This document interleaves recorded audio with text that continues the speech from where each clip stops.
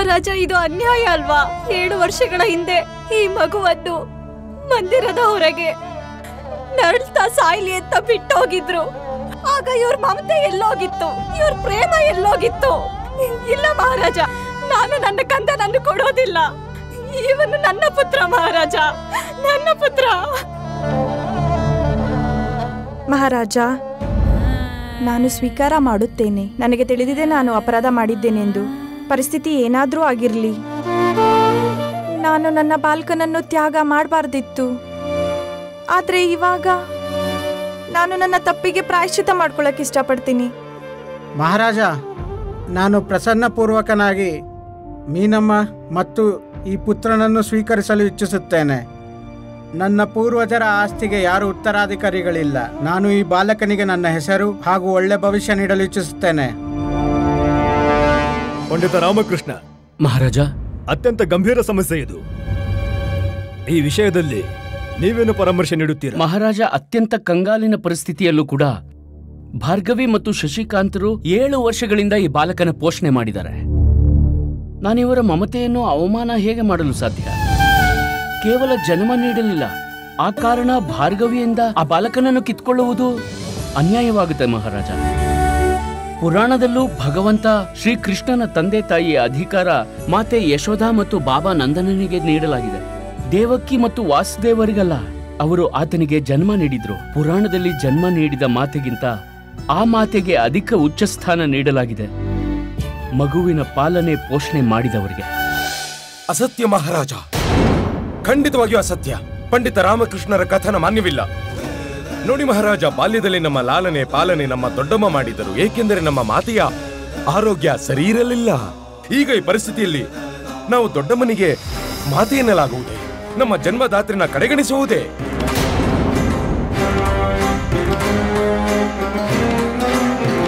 ಕಲ್ಲೂರಿ ದಿನಕರರೇ, ಈ ವಿಷಯದಲ್ಲಿ ನೀವು ಸ್ವಲ್ಪ ಪ್ರಕಾಶ ಬೀರಿ. ಮಹಾರಾಜ, ಪಂಡಿತ ರಾಮಕೃಷ್ಣರ ಕಥನ ಸತ್ಯವೇ. ಜನ್ಮ ನೀಡಿದ ಮಾತಾಪಿತರಿಗಿಂತಲೂ ಪಾಲನೆ ಮಾಡೋ ಮಾತಾಪಿತರ ಸ್ಥಾನ ಎತ್ತರವಿರುತ್ತದೆ.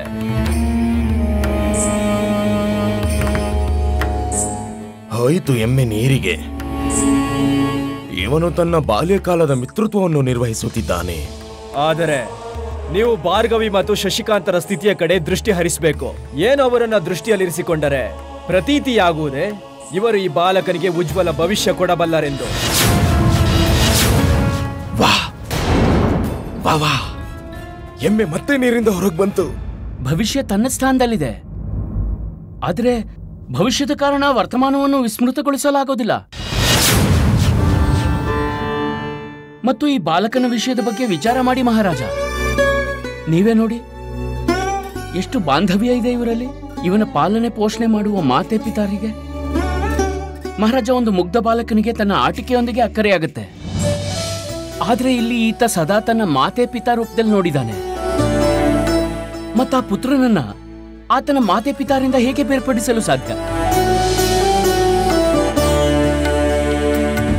ನಾವು ಭಾರ್ಗವಿ ಮತ್ತು ಶಶಿಕಾಂತರ ಭಾವನೆಯನ್ನ ಅಪಮಾನಿಸುತ್ತಿಲ್ಲ, ಆದರೆ ಇಲ್ಲಿ ಪ್ರಶ್ನೆ ವಾಸ್ತವಿಕ ಮಾತಾಪಿತರದ್ದಲ್ಲ. ಇಲ್ಲಿ ಪ್ರಶ್ನೆ ಬಾಲಕನ ಭವಿಷ್ಯದ್ದು.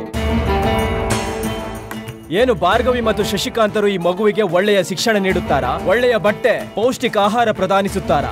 ಏನು ಇವರು ಈ ಬಾಲಕನಿಗೆ ಉಜ್ವಲ ಭವಿಷ್ಯ ನೀಡುತ್ತಾರಾ? ಕೇವಲ ಮೀನಮ್ಮ ಮತ್ತು ರಾಜಶಂಕರರೇ ಈ ಬಾಲಕನಿಗೆ ಸುಖ, ಸಮೃದ್ಧಿ ಹಾಗೂ ವೈಭವಪೂರ್ಣ ಜೀವನ ಕೊಡುತ್ತಾರೆ ಮಹಾರಾಜ. ನಾವು ಒಪ್ಪುತ್ತೇವೆ, ಮೀನಮ್ಮ ದೇವಿ ಹಿಂದೆ ಏನು ಮಾಡಿದ್ದರೋ ಅದು ಅನುಚಿತವಾಗಿತ್ತು, ಆದರೆ ಆ ತಪ್ಪಿಗೆ ಪ್ರಾಯಶ್ಚಿತ್ತ ಪಡಬೇಕೆಂದುಕೊಂಡಿದ್ದಾರೆ. ತಪ್ಪಿನ ನಂತರ 7 ವರ್ಷ ಎಲ್ಲಿದ್ರವರು? ಏಕೆಂದ್ರೆ ಈಗ ಮೀನಮ್ಮಾದೇವಿ ಮತ್ತು ರಾಜಶಂಕರಿಗೆ ಸ್ವಯಂ ಸಂತಾನ ಆಗದೇ ಇರುವ ಕಾರಣ ಅದರಿಂದಲೇ ಅವರು ಈ ಬಾಲಕ ಬುಜ್ಜುಗಾಗಿ ಇಚ್ಛುಕರಾಗಿದ್ದಾರೆ. ಎಷ್ಟು ಸುಲಭವಾಗಿ ಪಂಡಿತ ರಾಮಕೃಷ್ಣರು ಮೀನಮ್ಮರ ಮಮತೆಯ ಮೇಲೆ ಪ್ರಶ್ನೆಯ ಚಿಹ್ನೆ ಇರಿಸಿದ್ದಾರೆ. ಆದರೆ ಮಹಾರಾಜ, ಒಂದು ಕ್ಷಣಕ್ಕೆ ಆ ಸ್ತ್ರೀಯ ಬಗ್ಗೆ ವಿಚಾರ ಮಾಡಬೇಕು. ಅವರು ತೆರೆದ ಸಭೆಯಲ್ಲಿ ತನ್ನ ಪಾಪವನ್ನ ಸ್ವೀಕಾರ ಮಾಡಿದ್ದಾರೆ. ವಿವಾಹಕ್ಕೂ ಪೂರ್ವ ಅವರು ಈ ಬಾಲಕನಿಗೆ ಜನ್ಮ ನೀಡಿದ್ದಾಗಿ. ಇದರ ತಾತ್ಪರ್ಯ ಏನೆಂದರೆ ಅವರು ತಮ್ಮ ಬಾಲಕನನ್ನ ಪ್ರಾಪ್ತಿ ಮಾಡಿಕೊಳ್ಳಲು ಯಾವ ಸೀಮೆಯನ್ನಾದರೂ ದಾಟಬಲ್ಲರಾಗಿದ್ದಾರೆ. ಮಹಾರಾಜ, ನೀವು ಬಾಲಕನ ಭವಿಷ್ಯಕ್ಕಾಗಿ ಈ ಕಠೋರ ನಿರ್ಣಯ ತೆಗೆದುಕೊಳ್ಳಲೇಬೇಕು. ಅವಶ್ಯ ಅವಶ್ಯ.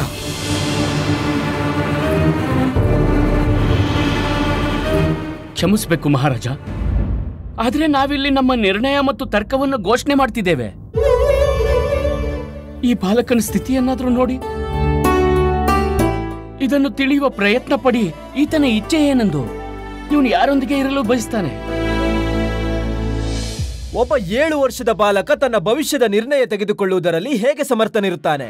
ಅವನು ಇದನ್ನೇ ಹೇಳುತ್ತಾನೆ, ಭಾರ್ಗವಿ ಮತ್ತು ಶಶಿಕಾಂತರೊಂದಿಗೆ ಇರುತ್ತೇನೆಂದು. ಮಹಾರಾಜ, ಈಗ ನೀವು ಇವನನ್ನ ಅಸಲಿ ಮಾತಾಪಿತರೊಂದಿಗೆ ಇರಲು ಆದೇಶ ನೀಡಿದರೆ ಇಂದು ಅವಶ್ಯ ಈತ ದುಃಖಿತನಾಗುತ್ತಾನೆ, ಅಳುತ್ತಾನೆ. ಆದರೆ ಕೆಲ ವರ್ಷಗಳ ನಂತರ ಆತ ಇವರನ್ನು ಮರೆತು ಹೋಗುತ್ತಾನೆ ಮತ್ತು ಇವನಿಗೆ ಕೇವಲ ಮೀನಮ್ಮ ದೇವಿ ಮತ್ತು ರಾಜಶಂಕರರೇ ಸ್ಮರಣೆಯಲ್ಲಿರುತ್ತಾರೆ. ಅವರೇ ಇವನ ಸಮಸ್ತ ಪ್ರಪಂಚವಾಗುತ್ತಾರೆ. ಮಣಿ, ಒಂದ್ ಕಡೆ ಪಂಡಿತ ರಾಮಕೃಷ್ಣ ಈ ವಾದ ವಿವಾದದಲ್ಲಿ ಹೃದಯದಿಂದ ನಿರ್ಣಯ ತೆಗೆದುಕೊಳ್ಳುತ್ತಿದ್ದಾನೆ, ಮತ್ತೊಂದು ಕಡೆ ಕಲ್ಲೂರಿಯವರು ಬುದ್ಧಿ ಪ್ರಯೋಗ ಮಾಡುತ್ತಿದ್ದಾರೆ. ಬುದ್ಧಿ ಪ್ರಯೋಗ. ಮತ್ತಿನ್ನೊಂದ್ ಕಡೆ ನಮ್ ಗುರೂಜಿ ಇತ್ತ ಬುದ್ಧಿಯಿಂದಲೂ ಕಾರ್ಯ ಮಾಡ್ತಿಲ್ಲ, ಹೃದಯದಿಂದಲೂ ಕಾರ್ಯ ಮಾಡ್ತಿಲ್ಲ. ಬುದ್ಧಿ ಇದ್ರೆ ತಾನೇ. ಈಗ ನೋಡಬೇಕು ಜಯ ಯಾರದಾಗುತ್ತದೆ ಎಂದು. ಬುದ್ಧಿಯದ್ದ ಇಲ್ಲ ಹೃದಯದ್ದ? ಒಂದು ದೊಡ್ಡ ಅವಧಿಯ ನಂತರ ಈ ಪ್ರಕಾರದ ಕಾರ್ಯ ಸಂಕಟ ನಮ್ಮ ಸಮಕ್ಷ ಉತ್ಪನ್ನವಾಗಿದೆ.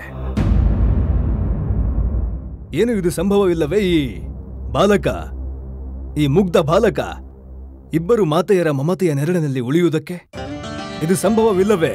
ಮೀನಮ್ಮ ದೇವಿಗೆ ಅವರ ಪುತ್ರನನ್ನು ಹಿಂದಿರುಗಿಸಿದ ನಂತರವೂ ಭಾರ್ಗವಿ ದೇವಿ ಮತ್ತು ಶಶಿಕಾಂತ ತಮ್ಮ ಪುತ್ರನನ್ನು ನೋಡಲು ಬರುವಂತೆ, ಅವನ ಸಂಪರ್ಕದಲ್ಲಿರುವಂತೆ ಇಬ್ಬರು ಒಂದೇ ಗ್ರಾಮದಲ್ಲಿ ವಾಸವಿದ್ದಾರೆ.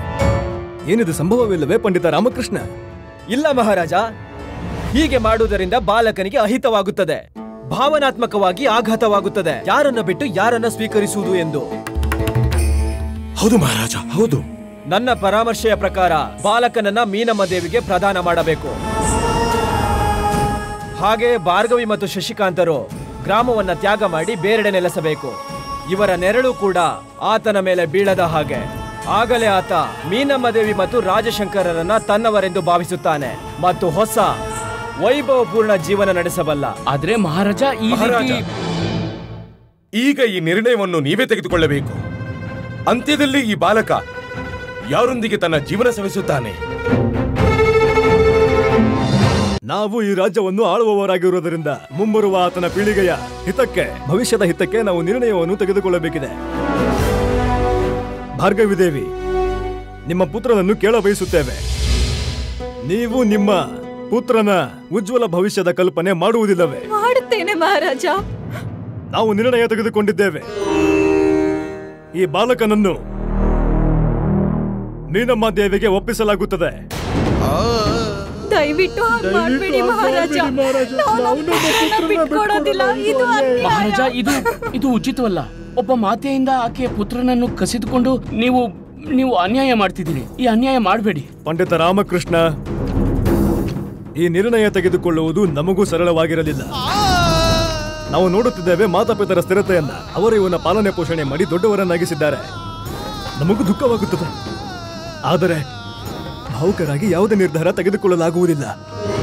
ಈ ಪ್ರಶ್ನೆ ಈ ಬಾಲಕನ ಭವಿಷ್ಯದ್ದು. ಗುರುಜಿ, ತುಂಬಾ ಒಳ್ಳೆ ಅವಕಾಶ ಸಿಕ್ಕಿದೆ. ಹಾಕಿ ಅಗ್ನಿಲಿ ತುಪ್ಪನ. ಇಂಥ ಕಾರ್ಯದಲ್ಲೂ ನೀವಂತೂ ನಿಪುಣರು ಗುರುಜಿ. ಪಂಡಿತ ರಾಮಕೃಷ್ಣ, ಮಹಾರಾಜ ಶ್ರೀಕೃಷ್ಣ ದೇವರಾಯರು ತಮ್ಮ ನ್ಯಾಯ ಮತ್ತು ನೀತಿಗೆ ವಿಖ್ಯಾತರು. ಈ ಮಾತನ್ನು ತಿಳಿದು ಕೂಡ ನೀವು ಮಹಾರಾಜರಿಗೆ ಘೋರ ಅಪಮಾನ ಮಾಡುತ್ತಿದ್ದೀರಾ. ಮಹಾರಾಜ, ನಾನು ಅಪಮಾನಿಸ್ತಿಲ್ಲ, ಆದ್ರೆ ಇದು ಅನ್ಯಾಯ. ಪಂಡಿತ ರಾಮಕೃಷ್ಣ, ನಿಮ್ಮ ಕಾರ್ಯ ಕೇವಲ ಪರಾಮರ್ಶೆ ನೀಡುವುದಕ್ಕಷ್ಟೇ ಸೀಮಿತ. ನಿರ್ಣಯ ತೆಗೆದುಕೊಳ್ಳುವುದು ನಮ್ಮ ಕಾರ್ಯ. ನಾವು ಮಹಾರಾಜರು ಇಲ್ಲಿ, ನೀವಲ್ಲ. ಮಹಾಮಂತ್ರಿಗಳೇ, ಮಹಾರಾಜ, ನಮ್ಮ ಆದೇಶದ ಪಾಲನೆ ಈಗಲೇ ಇದೇ ಕ್ಷಣ ಜಾರಿಗೆ ಆಗಲಿ. ಈ ಬಾಲಕನನ್ನು ಮೀನಮ್ಮರಿಗೆ ಒಪ್ಪಿಸಬೇಕು ಮತ್ತು ಭಾರ್ಗವಿ ದೇವಿ ಹಾಗೂ ಶಶಿಕಾಂತರಿಗೆ ಪುನಃಸ್ಥಾಪನೆಗಾಗಿ ವ್ಯವಸ್ಥೆಯನ್ನು ಮಾಡಿರಿ. ಮತ್ತವರ ಖರ್ಚನ್ನು ಭರಿಸಬೇಕು ಈಗಲೇ ಇದೇ ಕ್ಷಣ. ಆಗಲಿ, ತಮ್ಮಾಜ್ಞೆ ಮಹಾರಾಜ. ಸಿಪಾಯಿಗಳೇ,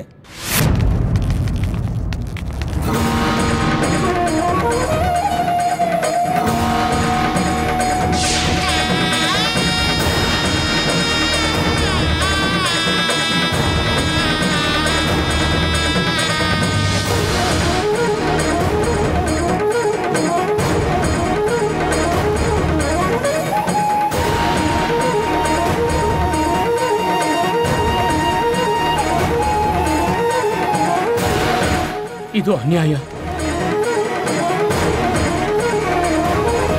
ನಿಲ್ಲಿಸಿ ಮಹಾರಾಜ, ನನ್ನಿಂದ ಇದನ್ನು ನೋಡಕ್ಕಾಗಲ್ಲ. ನನ್ನಿಂದ ಖಂಡಿತ ನೋಡಕ್ಕಾಗ್ತಿಲ್ಲ.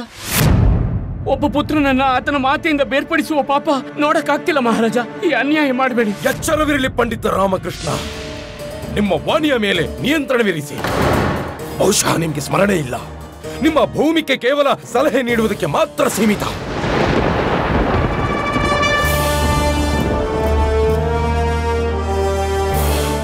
ನೀವು ಸತ್ಯವನ್ನೇ ಹೇಳಿದ್ರಿ ಗುರುವರ್ಯ. ನಾನು ಈ ರಾಜ ದರ್ಬಾರಿನ ವಿಶೇಷ ಸಲಹೆಗಾರ ಆಗಿದ್ದೆ, ಆದ್ರೆ ಈಗಿಲ್ಲ.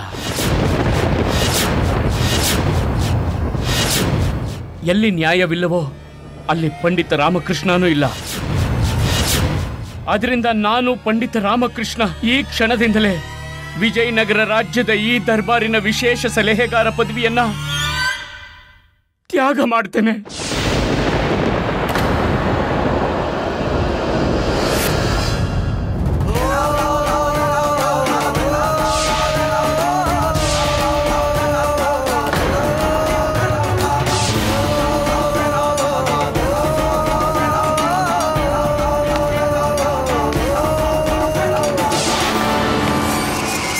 ಕೊನೆಗೂ ಪಂಡಿತ ರಾಮಕೃಷ್ಣ ಸ್ವಯಂ ಹೊರಹೋದ ದರ್ಬಾರಿನಿಂದ.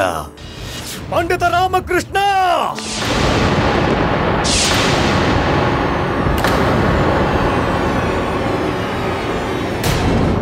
ನೀವು ನಿಮ್ಮ ಮಹಾರಾಜರಿಗೆ ಬೆನ್ನು ತೋರಿಸುವ ದುಸ್ಸಾಹಸ ಮಾಡುತ್ತಿದ್ದೀರಾ?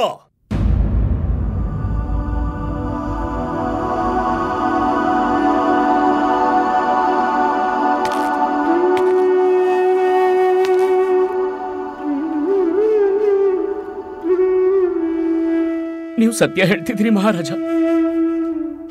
ನಾನು ನಿಮ್ಗೆ ಬೆನ್ನು ತೋರಿಸುವ ದುಸ್ಸಾಹಸ ಮಾಡಕ್ಕಾಗಲ್ಲ. ಕ್ಷಮಿಸ್ಬೇಕು.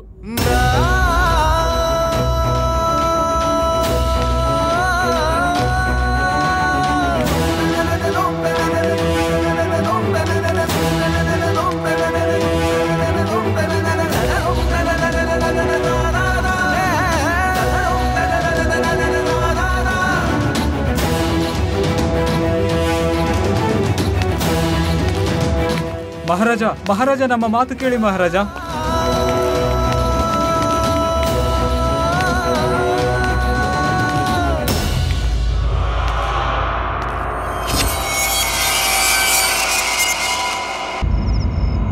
ನಿಧಾನವಾಗಿ ಓಡಿ ಗುರುಜಿ. ನೀವೀಗ ಬೇಗವಾಗಿ ಓಡೋದನ್ನ ಇದುವರೆಗೂ ನಾವು ನೋಡೇ ಇಲ್ಲ. ಅಯ್ಯೋ, ಇಂಥ ಅವಕಾಶ ನಮ್ ಗುರುಜಿಗೆ ಎಲ್ಲಿ ತಾನೇ ಸಿಗುತ್ತೆ?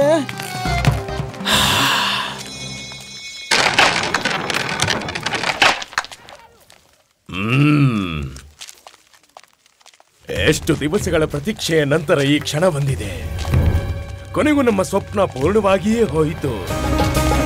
ಪಂಡಿತ ರಾಮಕೃಷ್ಣ ಸ್ವಯಂ ತಮ್ಮ ಪದವಿಯನ್ನು ತ್ಯಾಗ ಮಾಡಿ ಆಯಿತು.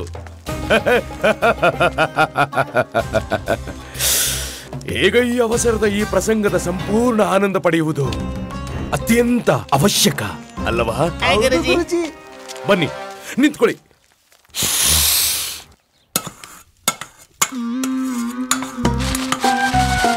ಅಮ್ಮ, ನೀನು ಕೆಂಬೇಲಿನ ಹಲ್ವಾ ಮಾಡ್ತಿದ್ಯಾ ಅಲ್ವಾ? ಎಂತ ಅದ್ಭುತ ಸುಗಂಧ ಬಲ್ತಿದೆ. ಸ್ವಲ್ಪ ರುಚಿ ನೋಡ್ತೀನಿ, ಕೊಡಮ್ಮ.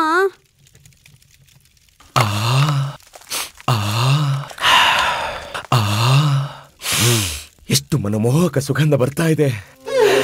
ಹೇಗೆ ಪ್ರತೀತಿ ಆಗ್ತಿದೆ ಅಂದ್ರೆ ಕೆಂಬೇರಿನ ಹಲ್ವಾ ಮಾಡ್ತಿದ್ದಾರೆ ಅನ್ನೋ ಹಾಗೆ. ಪಂಡಿತ ರಾಮಕೃಷ್ಣನ ದರ್ಬಾರಿನ ಸೇವೆ ಸಮಾಪ್ತಿಯಾಗಿದೆ, ಆದ್ರೆ ಇವರಿಗೆ ಗೊತ್ತೇ ಇಲ್ಲ. ನೀವಿದ್ದೀರಲ್ಲ ಗುರುಜಿ, ಇವರ ಬಿಸಿ ಬಿಸಿಯಾದ ಸ್ವಾದಿಷ್ಟ ಹಲ್ವಕ್ಕೆ ಉಪ್ಪು ಹಾಕೋದನ್ನ ನೀವೆಲ್ಲಿ ಬಿಡೋರಿದ್ದೀರಾ?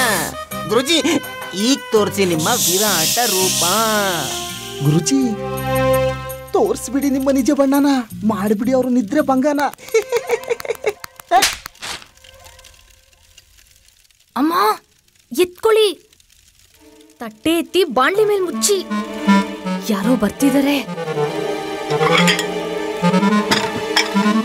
ಬನ್ನಿ ನಮ್ಮ ಜೊತೆ. ಪ್ರಣಾಮಗಳು. ಆಹಾ, ಅಮ್ಮ, ಯಾವ ಪ್ರಸನ್ನತೆಯ ಪ್ರಸಂಗಕ್ಕೆ ಇಷ್ಟು ಸ್ವಾದಿಷ್ಟ ಸುಗಂಧಿತ ಹಲ್ವಾ ಮಾಡ್ತಿದ್ದೀರಾ? ನನ್ನ ಪ್ರೀತಿಯ ಪುತ್ರ ರಾಮನಿಗಾಗಿ ಮಾಡ್ತಿದ್ದೀನಿ.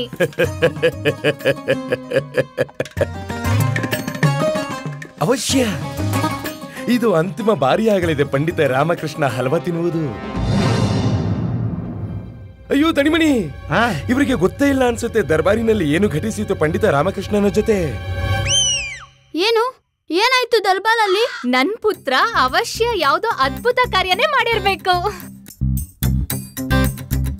ಎಂಥ ಅದ್ಭುತ ಕಾರ್ಯ ಮಾಡಿದ್ದಾರೆಂದ್ರೆ, ಎಂಥ ಅದ್ಭುತ ಕಾರ್ಯ ಮಾಡಿದ್ದಾರೆಂದ್ರೆ ಇಲ್ಲಿಯವರೆಗೆ ಯಾರು ಮಾಡದಿದ್ದನ್ನು ಹೇಳ ಏನ್ ಮಾಡ್ದ ಅಂತ ಗೊತ್ತಾಗ್ಬೇಕೆ ನಿಮ್ಗೆ?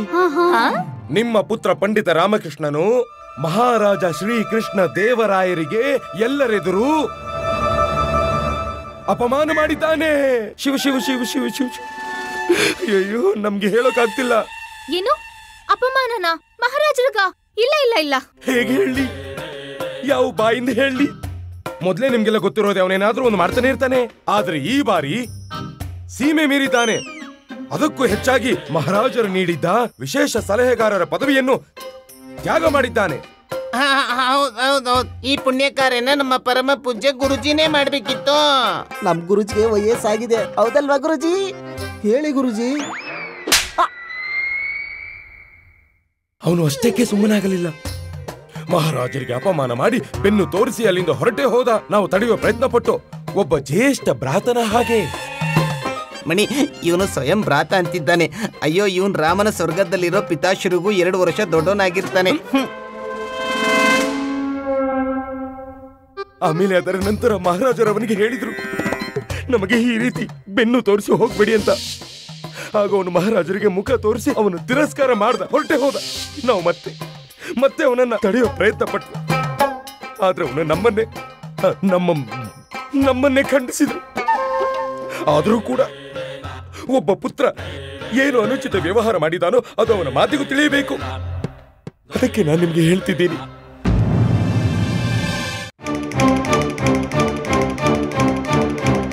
ಹಾಗ್ಯಾಕೆ ನೋಡ್ತಿದ್ರ ನೀವು? ಇದು ಅವಶ್ಯ ಈ ಕಪಟಿ ಮಾಡಿರೋ ಕೆಲ್ಸನೇ ಆಗಿರುತ್ತೆ. ಹಾ ಅಮ್ಮ. ಇಲ್ಲ ಇಲ್ಲ, ಅದು ನಮ್ಮ ಗುರುಜಿಗೆ ಪಂಡಿತ ರಾಮಕೃಷ್ಣ ಪದವಿ ತ್ಯಾಗ ಮಾಡಿದ್ರಿಂದ ಆನಂದ ತುಂಬಾ ಆಗಿತ್ತು. ಆ ಸಂತೋಷನ ಅನುಭವಿಸೋದಕ್ಕೆ ನಮ್ ಗುರುಜಿ ಇಲ್ಲಿಗೆ ಬಂದಿದ್ದಾರೆ. ಇವರು ನಮ್ಮ ಪತಿಯ ವಿರುದ್ಧ ಷಡ್ಯಂತ್ರ ರಚಿಸಿದ್ದಾರೆ. ಎತ್ಕೊಳ್ಳಿ. ಏನು ತಾತ್ಪರ್ಯ ನಿಮ್ಮದು? ಅಮ್ಮಂಗೆ ಹೇಳ್ತಿದೀವಿ. ಅಮ್ಮ, ದಂಡ ಎತ್ಕೊಳ್ಳಿ. ಅಮ್ಮ, ನಾವು ಕೇವಲ ದರ್ಬಾರಿನಲ್ಲಿ ಏನು ಘಟಿಸಿತೋ ಅದರ ಸೂಚನೆ ನೀಡೋದಕ್ಕೆ ಇಲ್ಲಿ ಉಪಸ್ಥಿತರಿದ್ದೆವು. ಅಯ್ಯೋ ಅಮ್ಮ, ಬೇಡ. ಅಮ್ಮ,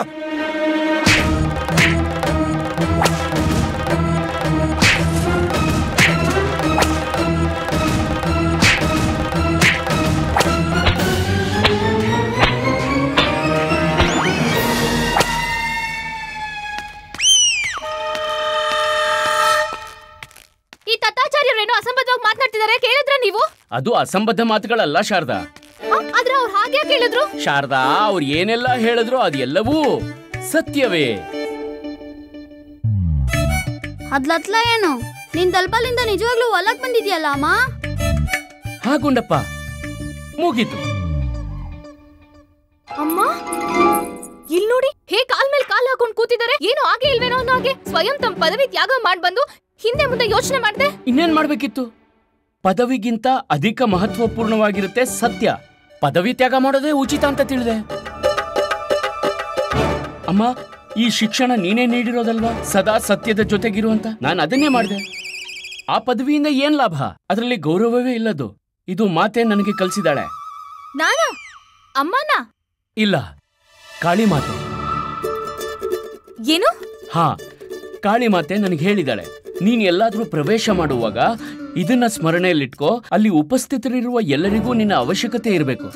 ಯಾವಾಗ ಮಹಾರಾಜರಿಗೆ ಇದು ಪ್ರತೀತಿ ಆಗುತ್ತೋ ನನ್ನ ಅವಶ್ಯಕತೆ ಇದೆ ಅಂತ, ಅವ್ರು ಪುನಃ ನನ್ನನ್ನ ದರ್ಬಾರಿಗೆ ಆಮಂತ್ರಣ ಮಾಡ್ತಾರೆ. ಆದ್ರೆ ಅಲ್ಲಿವರೆಗೂ ನಾವೇನ್ ಮಾಡೋದು? ಮನೆ ಹೇಗ್ ಸಂಭಾಳಿಸೋದು ಯೋಚಿಸಿದೀರಾ? ಆದ್ರೆ ಚಿಂತೆ ನೀನ್ ಮಾಡಬೇಡ ಶಾರದಾ. ನೀನು ಉತ್ತಮ ಸ್ವಾದಿಷ್ಟ ಭೋಜನದ ಪ್ರಬಂಧ ಮಾಡು. ಹಾ, ಕೆಂಬೇರಿನ ಹಲ್ವಾದ ಸುಗಂಧ ಬರ್ತಿದ್ಯಲ್ವಾ ಅಮ್ಮ, ಅದನ್ನ ಅವಶ್ಯ ಉಳಿಸಿಟ್ಟಿರು. ಮೆಸ್ ಇಡ್ಬೇಕಾ? ಯಾರಿಗೋಸ್ಕರ? ನಮ್ಮ ಮನೆಗೆ ಯಾರೋ ಅತಿಥಿ ಬರೋರಿದ್ದಾರೆ. ಅತಿಥಿ? ಅಯ್ಯೋ, ಈಗ ಅತಿಥಿ ಬರ್ತಿದ್ದಾರೆ. ಈಗ ಬಂದ್ರೆ ನಿಮ್ಗೆ ಸ್ವತಃ ಗೊತ್ತಾಗುತ್ತಲ್ವಾ? ಆದ್ರೆ ಎಚ್ಚರ ಇರ್ಲಿ, ಅವರಿಗೆ ಯಾರು ಕೂಡ ನೀವು ಬೇಜಾರಾಗುವ ರೀತಿಯಲ್ಲಿ ನಡೆದುಕೊಳ್ಳಬಾರದು. ಅಮ್ಮ, ವಿಶೇಷವಾಗಿ ನೀನು. ಏನು ಇಲ್ಲ.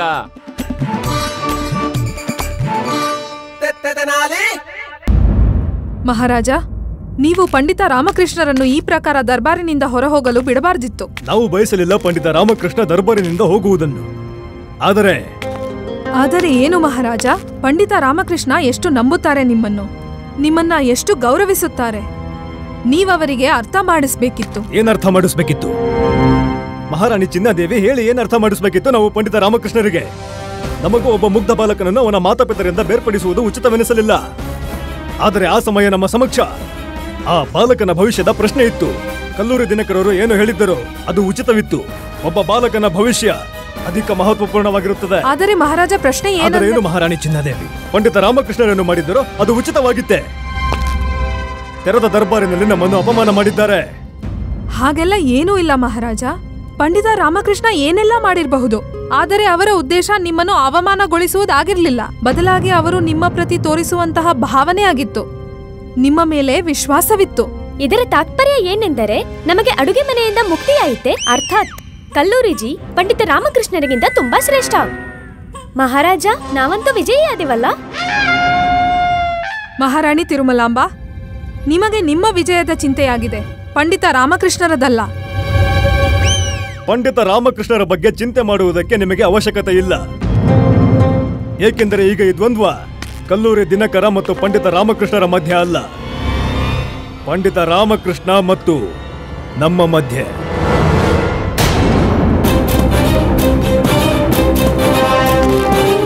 ಮಹಾರಾಜ, ಹೇ ಈಶ್ವರ, ನಮ್ಮ ಮನಸ್ಸು ತುಂಬಾ ವಿಚಲಿತವಾಗುತ್ತಿದೆ. ಯಾವುದೇ ಅನರ್ಥವಾಗಬಾರದು. ನಾವು ಪ್ರಾತಃ ಕಾಲವೇ ಕಾಳಿಮಾತೆಯ ದರ್ಶನ ಪಡೆಯಲು ಹೋಗುತ್ತೇವೆ.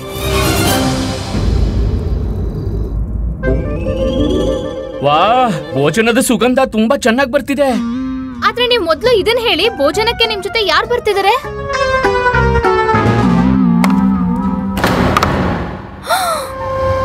ಹಾಗಿದ್ರೆ ಇವ್ನ ನಿಮ್ ಅತಿಥಿ. ಕಲ್ಲು, ಬಾಬಾ ಬೇಗ ಬಾ, ನಿನ್ ಪಾದಕ್ಕೆ ಕಳ್ಚಿ ತಯಾರಾಗು. ಅಯ್ಯೋ ಬಾಪ, ಖಂಡಿತ ಒಳ್ಳೆ ಸಮಯಕ್ಕೆ ಬಂದಿದ್ಯಾ ನೀನು. ನೋಡು, ಭೋಜನ ಕೂಡ ಬಡ್ಸಾಗಿದೆ. ಹೇಗಿದೆಯಾ ಮಿತ್ರ?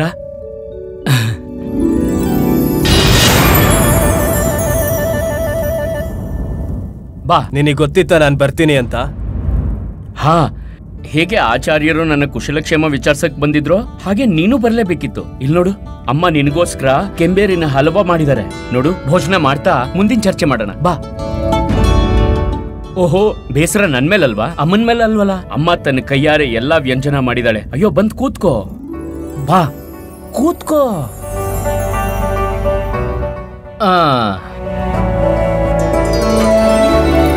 ಹಾ, ಭೋಜನ ಶುರು ಮಾಡು. ಆಶ್ಚರ್ಯವಾಗಿದೆ, ನನ್ ಮೇಲೆ ಇದ್ಯಾವುದು ಪ್ರಭಾವನೇ ಬೀರ್ಲಿಲ್ಲ. ಯಾವ ಮಂಡಲ್ ಹುಟ್ಟಿದೀಯಾ? ನನ್ಗೇನ್ ಅರ್ಥ ಆಗ್ಲಿಲ್ಲ ಕಲ್ಲು. ನನ್ನದು ಹಾರ್ದಿಕ ಅಭಿಲಾಷೆ ಇತ್ತು ದರ್ಬಾರ್ನಲ್ಲಿ ನೀನು ಲಜ್ಜೆಗೊಳಗಾಗೋದನ್ನ ನೋಡಲು. ಆದ್ರೆ ನೀನು ಒಂದೇ ಬಾರಿಗೆ ಪರಾಜಯ ಸ್ವೀಕಾರ ಮಾಡಿದೆ. ನೀನ್ ನನ್ನ ದರ್ಬಾರಲ್ಲಿ ಲಜ್ಜಿತನಾಗಿ ನೋಡೋದಕ್ ಬಯಸ್ತಿದ್ಯಾ? ಆದ್ರೆ ಯಾಕೆ? ನಾನ್ ನಿನ್ ಶತ್ರುವಂತೂ ಅಲ್ಲ. ಆದ್ರೂ ನೀನು ಹಾಗ್ಯಾಕೆ ಬಯಸ್ತಿದ್ದೆ? ಹೋಗ್ಲಿ ಬಿಡು, ಮೊದಲು ಭೋಜನ ಮಾಡೋಣ, ಆಮೇಲೆ ಬೇರೆದ್ರ ಬಗ್ಗೆ ಚರ್ಚೆ ಮಾಡೋಣ. ಹೇಗೆ ನೀನು ಸಮಾನ ಮಿತ್ರನಾದಿಯೋ ಅವನಿಗೆ ಶತ್ರುವಿನ ಅವಶ್ಯಕತೆ ಇದೆ.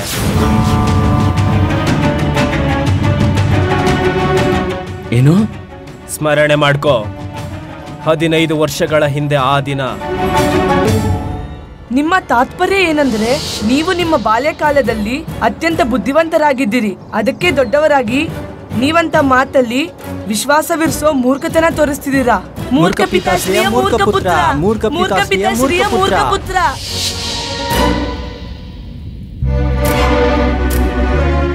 ಅಯ್ಯೋ, ಪರಿಹಾಸ್ಯವಾಗಿತ್ತು ಹುಚ್ಚ, ತಮಾಷೆಗೆ ಹೇಳಿದ್ದು. ಅದ್ರಲ್ಲೂ ನಾನು ಒಬ್ಬ ಚಿಕ್ಕ ಬಾಲಕನೇ ಅಲ್ವಾ? ನಿನ್ನ ಒಂದು ಪರಿಹಾಸ್ಯ ನನ್ನ ಜೀವನದ ಕಠೋರ ಸತ್ಯವಾಯಿತು. ಬಾಲ್ಯಕಾಲದಲ್ಲಿ ಅರಿವಿಲ್ದೆ ನಾನು ನಿನಗೆ ನಿನ್ನ ಪಿತಾಶ್ರೀಗೆ ಏನಾದ್ರೂ ಹೇಳಿದ್ರೆ ಅದನ್ನಿಟ್ಕೊಂಡು ನೀನು ಕ್ರೋಧಿತನಾಗಿದೆಯಾ? ನಾನು ನಿನ್ನ ಹತ್ರ ಕ್ಷಮೆ ಕೇಳ್ತಿದ್ದೀನಿ, ಕ್ಷಮಿಸ್ಬಿಡು ನನ್ನನ್ನ. ಎಂತಹ ಕ್ಷಮೆ ರಾಮು? ನಿನ್ನ ಒಂದು ತಪ್ಪು ನನ್ನ ಸಮಸ್ತ ಬಾಲ್ಯಕಾಲ ನಷ್ಟ ಮಾಡ್ಬಿಡ್ತು. ಲಜ್ಜೆಗೊಂಡು ನಾನು ನನ್ನ ಪಿತಾಶ್ರೀ ತೆನಲಿ ಗ್ರಾಮವನ್ನ ತ್ಯಾಗ ಮಾಡಬೇಕಾಯ್ತು. ಪಿತಾಶ್ರೀಯ ಗೌರವ ಶಾಶ್ವತವಾಗಿ ನಷ್ಟವಾಯ್ತು. ಇದರ ಪ್ರತಿರೋಧ ನಾನು ತೆಗೆದುಕೊಳ್ಬೇಕಿತ್ತು. ಇಂದು ನನ್ನ ಪ್ರತಿಶೋಧ ಪೂರ್ಣವಾಯ್ತು. ಮೂರ್ಖ ನಾನಲ್ಲ ರಾಮು, ಮೂರ್ಖ ನೀನು. ತೆರೆದ ದರ್ಬಾರ್ನಲ್ಲಿ ಮಹಾರಾಜರಿಗೆ ಅಪಮಾನ ಒಬ್ಬ ಮೂರ್ಖ ಮಾತ್ರ ಮಾಡಲು ಸಾಧ್ಯ. ಆದ್ರೀಗ ನೀನು ದರ್ಬಾರಿನಿಂದ ಶಾಶ್ವತವಾಗಿ ಹೊರಬಿದ್ದಿದ್ದೀಯ.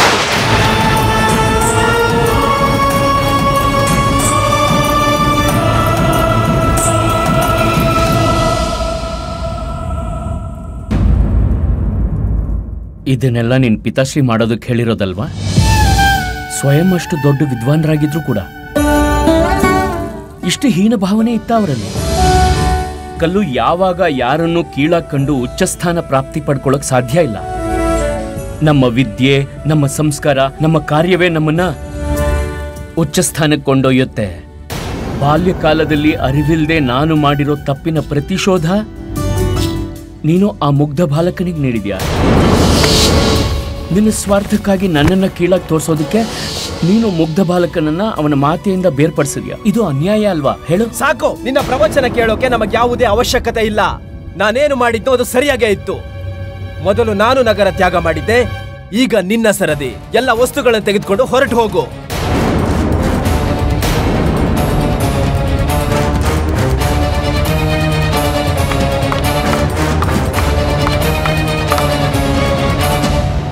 ಅಲ್ಲೆಲ್ಲೇ ಮಣಿ ಮಣಿ, ಈ ಕಲ್ಲೂರಿ ಪಂಡಿತ ರಾಮಕೃಷ್ಣನ ಬಳಿಯ ತುಂಬಾ ಬುದ್ಧಿವಂತ ಇದ್ದಾನೆ.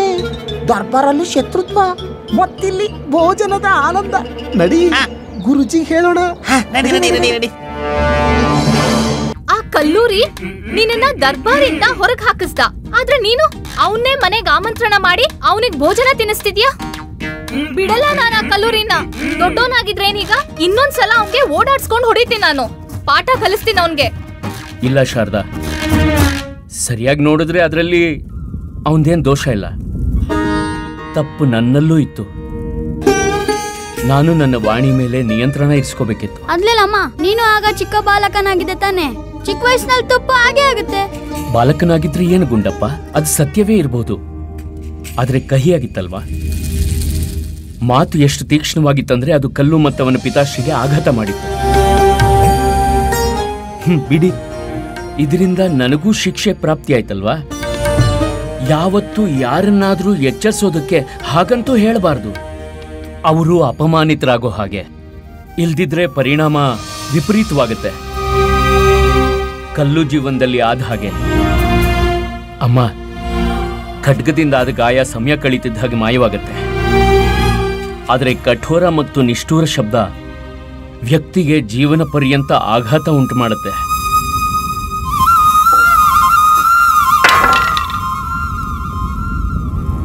ನಿನ್ಗೆ ಕಲ್ಲೂರಿ ಎಷ್ಟೆಲ್ಲ ಅವಮಾನ ಮಾಡ್ದ, ಆದ್ರೆ ನೀನು ನಿನ್ ಒಳ್ಳೆತನ ಬಿಡ್ಲಿಲ್ಲ. ನನಗ್ ನಿನ್ ಮೇಲ್ ಗರ್ವವಿದೆ. ನೀನು ನನ್ನ ಪುತ್ರ. ಹಾ ಅಮ್ಮ,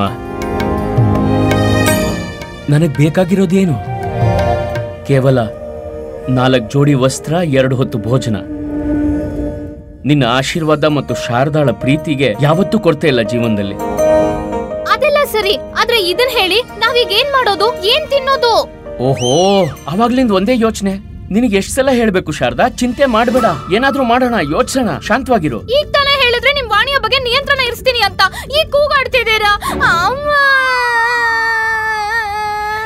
ನೀನ್ ಅವಳ ಬಗ್ಗೆ ಬಿಡು, ನೀನ್ ಚಿಂತೆ ಮಾಡ್ಬೇಡ. ಹಿತ್ತೋಗೋ ಗಂಟೆಗಳು. ನನ್ನ ಹತ್ರ ಇದ್ ಬಿಟ್ಲೆ ಬೇಲೆ ಏನೂ ಇಲ್ಲ. ಇದನ್ ಮಾಲದ್ಲೆ ಸ್ವಲ್ಪ ದಿನ ತಲುಬೋದಲ್ವಾ? ಇಲ್ ನೋಡು, ಈ ಮನೆಯ ಮಹಾಪುಲುಸನನ್ನ. ಇದ್ರ ಯಾವ ಅವಶ್ಯಕತೆನೂ ಇರೋದಿಲ್ಲ ಗುಂಡಪ್ಪ.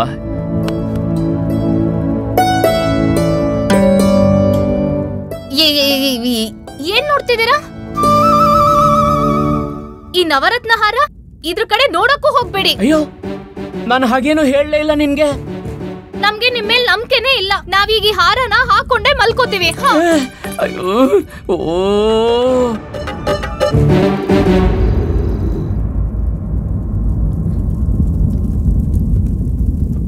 ಅಯ್ಯೋ, ನಾನು ಮಲಗಿದಾಗ್ಲಿ ಲಘುಶಂಕೆ ಯಾಕೆ ಬಲುತ್ತೆ? ಅಮ್ಮ ಎದ್ದೇಳು, ಅಮ್ಮ ಎದ್ದೇಳು, ಲಘುಶಂಕೆ ಬಲ್ತಿದೆ. ಅಯ್ಯೋ ಅಮ್ಮ ಎದ್ದೇಳು.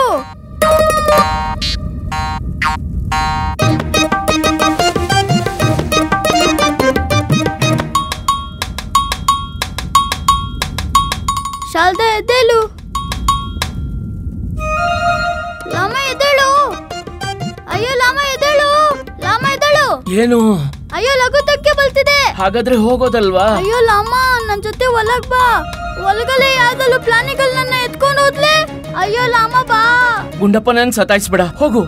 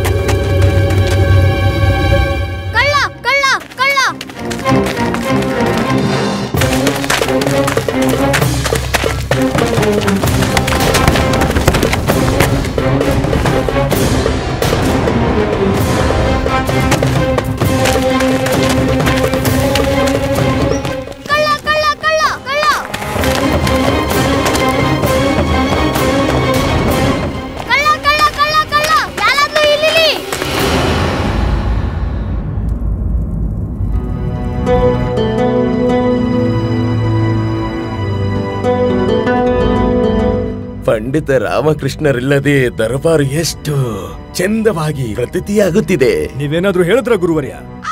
ನೀವು ಕೇಳಿಸ್ಕೊಂಡ್ರ ಮಹಾರಾಜ? ಹೌದು, ನೀವೇನಾದ್ರೂ ಹೇಳಿದ್ರ? ಇಲ್ಲ ಮಹಾರಾಜ, ಇಲ್ಲ, ನಾವೇನು ಹೇಳಿಲ್ಲ. ಏನಿಲ್ಲ ಮಹಾರಾಜ, ಕೇವಲ ನಾವು ರಾಮನ ನಾಮ ಜಪ ಮಾಡ್ತಿದ್ವು. ರಾಮ ರಾಮ, ನೋವು ನೋವು ನೋವು, ತುಂಬಾ ನೋವುತ್ತಿದೆ. ಗುರುವರ್ಯ, ನೀವು ಸರಿಯಾಗಿದ್ದೀರಾ? ಇಲ್ಲ ಮಹಾರಾಜ, ನಾವು ಅದೇನಾಯ್ತಂದ್ರೆ ನಿನ್ನೆ ನಾವೊಂದು ವೃದ್ಧ ಮಹಿಳೆಗೆ ಸಹಾಯ ಮಾಡಲು ಹೋಗಿದ್ವಿ ಅಷ್ಟೇ. ಅದೇ ಪ್ರಸಂಗದಲ್ಲಿ ಪೆಟ್ಟಾಯಿತು. ನಮ್ಮ ಚಿಂತೆ ಮಾಡಬೇಡಿ ಮಹಾರಾಜ, ನಾವು ಚೆನ್ನಾಗೇ ಇದ್ದೀವಿ. ಇಂದಿನ ದರ್ಬಾರಿನ ಕಾರ್ಯವಾಹಿ ಆರಂಭ ಮಾಡಿ. ಮಹಾರಾಜ, ದರ್ಬಾರಿನ ಕಾರ್ಯವಾಹಿ ಆರಂಭ ಮಾಡುವ ಮೊದಲು ಅದು ಮುಖ್ಯ ಸಲಹೆಗಾರನ ಪದವಿಗೆ ಯಾರನ್ನಾದರೂ ನಿಯುಕ್ತಿ ಮಾಡಲು ಅನುಗ್ರಹ ಮಾಡಿ. ನೀವು ನಿಮ್ಮ ಅರ್ಥವೇನು ಗುರುವರ್ಯ? ಮಹಾರಾಜ, ಈಗ ನೋಡಿ, ಪಂಡಿತ ರಾಮಕೃಷ್ಣ ಇಲ್ಲಿ ಇಲ್ಲದ ಕಾರಣ ಇದರ ತಾತ್ಪರ್ಯ ಏನೆಂದರೆ ವಿಜಯನಗರ ಸಾಮ್ರಾಜ್ಯದ ಮುಖ್ಯ ಸಲಹೆಗಾರರ ಪದವಿ ಖಾಲಿಯಾಗಿದೆ ಎಂದು. ಏನು ಅಂತ ವ್ಯಕ್ತಿ ವಿಜಯನಗರ ಸಾಮ್ರಾಜ್ಯದಲ್ಲಿ ಇಲ್ಲವೇ? ಈ ಪದವಿಗೆ ಯೋಗ್ಯರಾದವರು. ಮಹಾರಾಜ, ನಮ್ಮ ವಿಚಾರದಲ್ಲಿ ನೀವು ಈ ಪದವಿಗೆ ಕಲ್ಲೂರಿಯವರನ್ನು ನಿಯುಕ್ತಿ ಮಾಡಿರೆಂದು ನನಗೆ ತಿಳಿದಿದೆ ಮಹಾರಾಜ. ಅದು ಈ ನಿರ್ಣಯ ತೆಗೆದುಕೊಳ್ಳುವುದು ನಿಮಗೆ ಕಠಿಣ ಮತ್ತು ನೋವು ಕೊಡುವಂಥದ್ದು. ಆದರೆ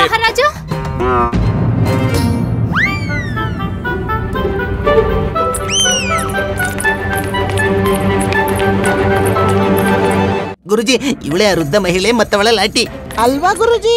ಅಮ್ಮ, ಈ ಅಮ್ಮ ಮತ್ತೆ ಶಾರದಾ ಇಲ್ಲಿ ಯಾವ ಪ್ರಯೋಜನಕ್ಕೆ ಬಂದಿದ್ದಾರೆ? ಇಲ್ಲಿ ನೀವೇನೆ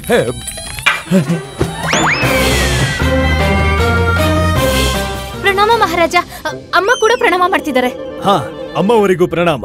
ಈಗ ನೀವಿಬ್ಬರು ಹೇಳುವಿರಾ ಏನು ಅದು ಯಾವ ವಿಷಯಕ್ಕಾಗಿ ನೀವು ಇಲ್ಲಿ ಬಂದಿದ್ದೀರಿ ಎಂದು? ಎತ್ಕೊಳ್ಳಿ ಮಹಾರಾಜ. ಏನು? ನ್ಯಾಯ ಕೊಡ್ಸ್ತೀನಿ ಅಂತ ಆಣೆ ಎತ್ಕೊಳ್ಳಿ. ಅರ್ಥಾತ್ ನಾವಿಲ್ಲಿ ನಿಮ್ ಬಳಿ ನ್ಯಾಯಕ್ಕಾಗಿ ಬಂದಿದ್ದೇವೆ. ನಮಗ್ ನ್ಯಾಯ ಕೊಡ್ಸಿ ಮಹಾರಾಜ. ನಿಮ್ಮ ಪತಿ ಪಂಡಿತ ರಾಮಕೃಷ್ಣರಿಗೆ ನ್ಯಾಯ ಪ್ರಣಾಳಿಕೆಯ ಮೇಲೆ ವಿಶ್ವಾಸವಿಲ್ಲ.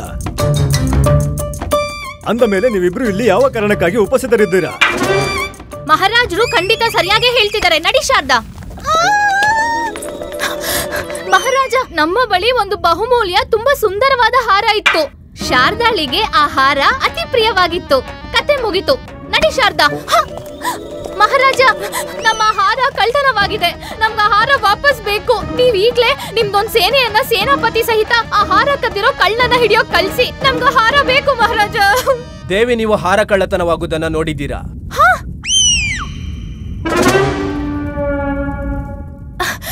ಆದ್ರೆ ರಾಮ ನಮ್ಗೆ ಹೇಳೋದಕ್ಕೆ ಬಿಡ್ತಾನೆ ಇಲ್ಲ. ಪಂಡಿತ ರಾಮಕೃಷ್ಣ ಒಪ್ಪುತ್ತಿಲ್ಲವೇ? ಅರ್ಥಾತ್ ಪಂಡಿತ ರಾಮಕೃಷ್ಣ ಇಲ್ಲೇ ಉಪಸ್ಥಿತರಿದ್ದಾರೆ. ಎಲ್ಲಿದ್ದಾರೆ ಅವರು? ಪಂಡಿತ ರಾಮಕೃಷ್ಣ!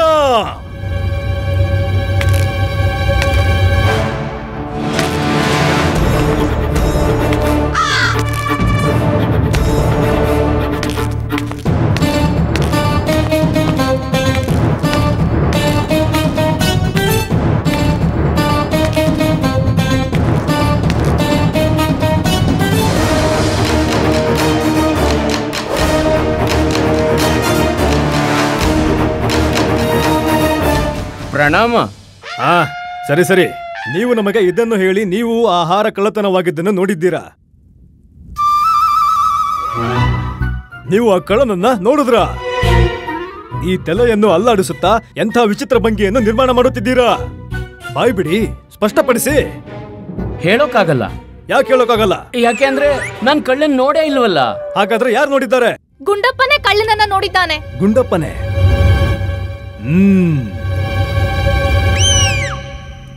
ಅಮ್ಮ ಅವರು ಇಲ್ಲೇ ಇದ್ದಾರೆ. ಶಾರದಾ ದೇವಿ ಕೂಡ ಇಲ್ಲೇ ಇದ್ದಾರೆ.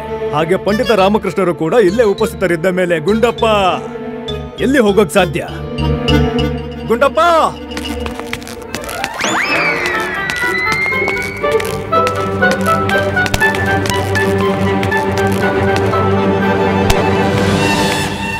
ಪ್ರಣಾಮಗಳು. ಪ್ರಣಾಮ. ಹೇಳು ಗುಂಡಪ್ಪ, ನೀವು ಕಳ್ಳನ್ನ ನೋಡಿದ್ರ? ಲಾಮ ಹೇಳ್ಬೇಡ ಅಂತಿದ್ದಾನ ಮಹಾರಾಜ. ಪಂಡಿತ ರಾಮಕೃಷ್ಣರೇ, ನೀವೇನ್ ಮಾಡ್ತಾ ಇದ್ದೀರಾ? ಆ ಕಡೆ ಮುಖ ಮಾಡ್ಕೊಂಡು ನಿಂತ್ಕೊಳ್ಳಿ. ನೀವು ಆ ಕಡೆ ಆ ದಿಕ್ಕಿಗೆ. ಗುಂಡಪ್ಪ, ನಿರ್ಭಯವಾಗಿ ಸತ್ಯವನ್ನು ಹೇಳಿ. ಏನು ನೀವು ಕಳ್ಳನ್ನ ನೋಡಿದ್ರ? ಲಾಮ ಹೇಳ್ಬೇಡ ಅಂತಿದ್ದಾನ ಮಹಾರಾಜ. ಪಂಡಿತ ರಾಮಕೃಷ್ಣ, ಏನ್ ಮಾಡ್ತಾ ಇದ್ದೀರಾ ನೀವು? ಹೋಗಿ ನಿಮ್ಮ ಆಸನ ಗೃಹ.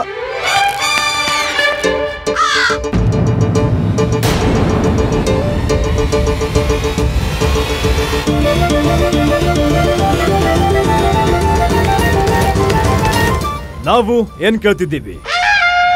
ಪಂಡಿತ ರಾಮಕೃಷ್ಣರಿಗೆ ಗೊತ್ತಿಲ್ಲ ಕಳ್ಳತನ ಯಾರು ಮಾಡಿದ್ದು ಅಂತ. ಗುಂಡಪ್ಪ ಕೂಡ ಕಳ್ಳನ್ನ ನೋಡಿಲ್ಲ. ಹಾಗೆ ಶಾರದಾ ದೇವಿ ಕೂಡ ಕಳ್ಳನ್ನ ನೋಡೇ ಇಲ್ಲ. ಹಾಗಾದ್ರೆ ಕಳ್ಳನ್ನ ನೋಡಿದ್ಯಾರು? ಮಹಾರಾಣಿ ಚಿನ್ನದೇವಿ ಮಹಾರಾಜ.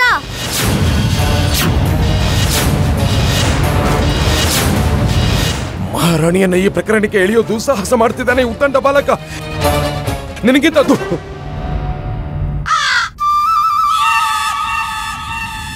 ಕ್ಷಮಿಸ್ಬೇಕು ಮಹಾರಾಜ.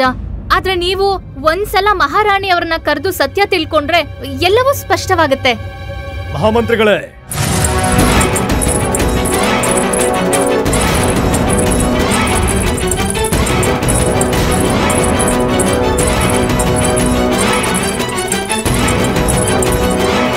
ಮಹಾರಾಣಿ ಚಿನ್ನದೇವಿಯವರೇ, ಏನು ನೀವು ನಮಗೆ ಹೇಳಬಹುದೇ? ಅದು ನೀವು ಕಳ್ಳನನ್ನ ನೋಡಿದ್ದು. ನಾವು ನಿಮ್ಮಲ್ಲಿ ಏನು ಕೇಳುತ್ತಿದ್ದೇವೆ ಮಹಾರಾಣಿ ಚಿನ್ನದೇವಿ, ಉತ್ತರ ನೀಡಿ.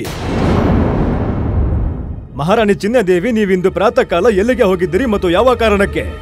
ಇದಕ್ಕೆ ಉತ್ತರ ನೀಡಬಹುದಲ್ಲವೇ ನೀವು? ಹಾ ಮಹಾರಾಜ, ನಾವು ಹೋಗಿದ್ದೆವು. ನಾವು ಕಾಳಿಮಾತೆಯ ದರ್ಶನ ಪಡೆಯಲು ಹೋಗಿದ್ದೆವು ಮಹಾರಾಜ. ನಮ್ಮ ಮನಸ್ಸು ತುಂಬಾ ವಿಚಲಿತವಾಗಿತ್ತು. ಪಂಡಿತ ರಾಮಕೃಷ್ಣರು ಹೊರಗೆ ಹೋದದ್ದು ಮತ್ತು ಆ ಕಾರಣ ನಿಮ್ಮ ಉದ್ವಿಗ್ನತೆ ನಮ್ಮಿಂದ ನೋಡಲಾಗುತ್ತಿರಲಿಲ್ಲ. ಅದಕ್ಕಾಗಿ ನಾವು ಮಾತೆಯ ಮಂದಿರಕ್ಕೆ ಅವಳಲ್ಲಿ ಪ್ರಾರ್ಥನೆ ಮಾಡಲು ಹೋಗಿದ್ದೆವು. ನಿಮ್ಮ ಮತ್ತು ಪಂಡಿತ ರಾಮಕೃಷ್ಣರ ಮಧ್ಯೆ ಸದಾ ಹೇಗೆ ಸ್ನೇಹವಿದೆಯೋ ಅದು ಪುನರ್ಸ್ಥಾಪಿತವಾಗಲೆಂದು. ಹಾಗಾದ್ರೆ ನೀವು ಕಳ್ಳನನ್ನ ನೋಡಿದ್ದೀರೋ ಇಲ್ಲವೋ?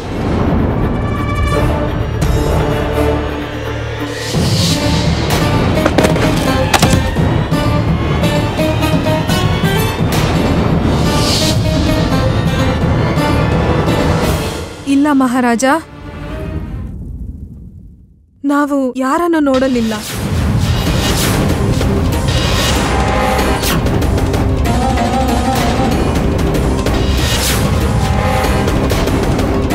ಮಹಾರಾಜ, ನಮಗೆ ಹೇಗನ್ನಿಸುತ್ತಿದೆ ಎಂದರೆ ಪಂಡಿತ ರಾಮಕೃಷ್ಣರೇ ರಚಿಸಿರುವಂತಹ ಒಂದು ದೊಡ್ಡ ಕಟ್ಟುಕತೆ.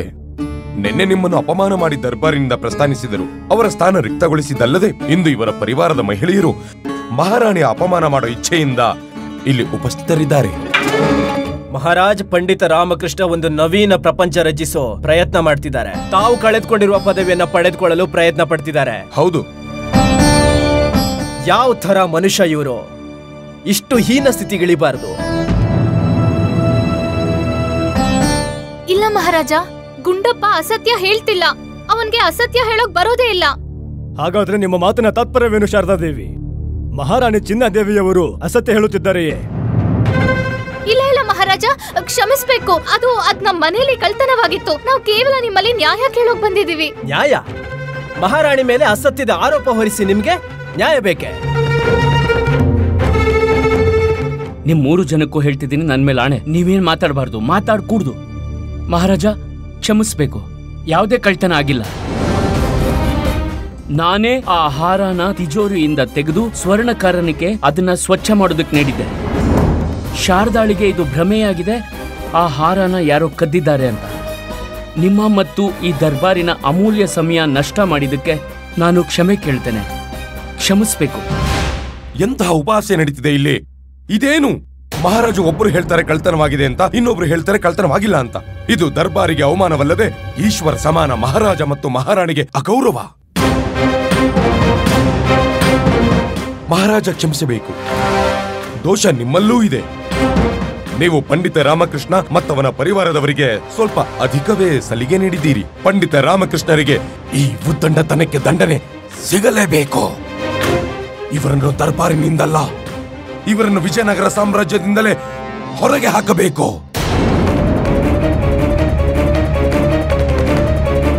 ಆಚಾರ್ಯರ ಕಥನ ಖಂಡಿತ ಸತ್ಯವಿದೆ ಮಹಾರಾಜ. ನನ್ನನ್ನು ಔಪಚಾರಿಕ ರೂಪದಿಂದ ಹೊರಗಡೆ ಹಾಕಿ, ಇದರಿಂದ ನಾನು ವಿಜಯನಗರ ತ್ಯಾಗ ಮಾಡಿ ಪುನಃ ನನ್ನ ಗ್ರಾಮ ತೆನಾಲಿಗೆ ಹಿಂದಿರುಗುವಂತೆ. ಈಗ ನಮಗೆ ವಿಜಯನಗರದಲ್ಲಿ ಉಳಿಯುವುದಕ್ಕೆ ಮತ್ತು ದರ್ಬಾರಿಗೆ ನಾನು ಬರುವುದಕ್ಕೆ ಯಾವುದೇ ಅಧಿಕಾರವಿಲ್ಲ. ನಾವು ಹಿಂದೆ ಪ್ರಸ್ಥಾನಿಸ್ತೇವೆ. ಆಜ್ಞೆ ನೀಡಿ.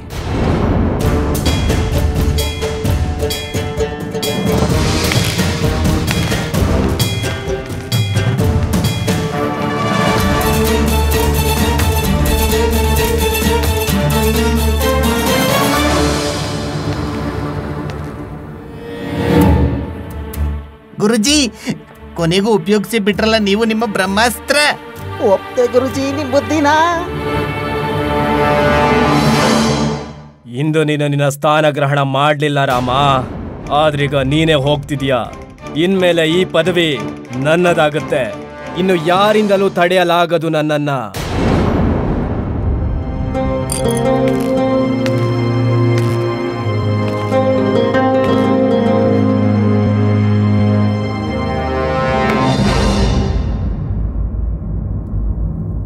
ಮಹಾರಾಣಿ ಚಿನ್ನಾದೇವಿ, ನೀವು ನಮಗೆ ಅಸತ್ಯ ನುಡಿದಿದ್ದೀರಿ.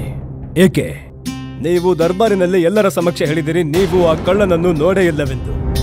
ಆದರೆ ನಿಮ್ಮ ಕಂಗಳು ಹೇಳುತ್ತಿದ್ದವು, ನಿಮ್ಮ ದೃಷ್ಟಿ ನೆಲ ನೋಡುತ್ತಿತ್ತು. ಈಗಲೂ ಕೂಡ ನಿಮ್ಮ ನೇತ್ರ ನೆಲವನ್ನೇ ನೋಡುತ್ತಿದೆ. ಮಹಾರಾಣಿ ಚಿನ್ನಾದೇವಿ, ನಾವಿಲ್ಲಿ ಮಹಾರಾಜ ಕೃಷ್ಣದೇವರಾಯನಾಗಲ್ಲ,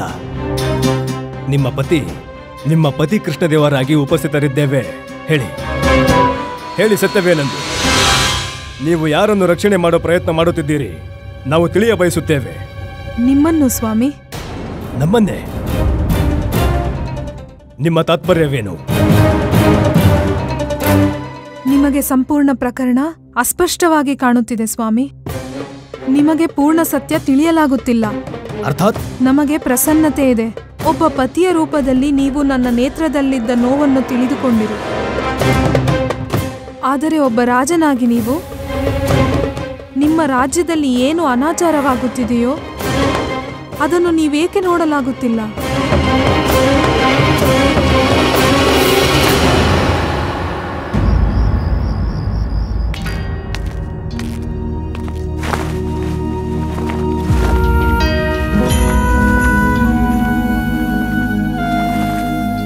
ಹೋಗೋಕೆ ಮನ್ಸೇ ಆಗ್ತಿಲ್ಲ.